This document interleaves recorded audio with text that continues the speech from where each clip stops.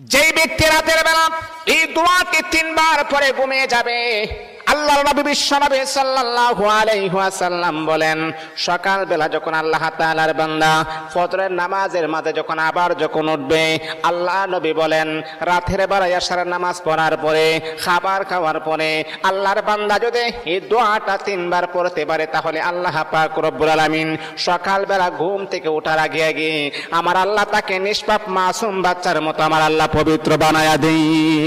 দোয়াটা সবাই আমরা জানি, আমরা সবাই কিন্তু দোয়াটা জানি, কিন্তু আমরা আমল করি না। দোয়াটা হলো আস্তাগফিরুল্লাহাল্লাযী লা ইলাহা ইল্লা হুয়াল হাইয়ুল কাইয়্যুম ওয়া আতুবু ইলাইহি লা হাওলা ওয়ালা কুওয়াতা ইল্লা বিল্লাহিল আলিয়্যিল আযীম।